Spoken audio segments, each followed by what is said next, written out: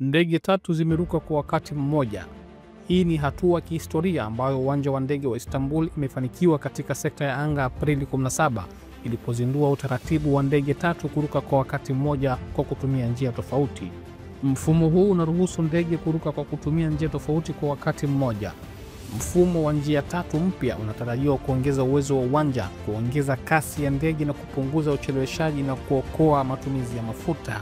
Urukaji wa ndege 3 kwa wakati mmoja kwa sasa unafanyika nchini Marekani, China, India na Thailand. Uwanja wa ndege wa Istanbul utakuwa kitovu cha kwanza cha usafiri wa anga katika bara la Ulaya kutumia mfumo huu.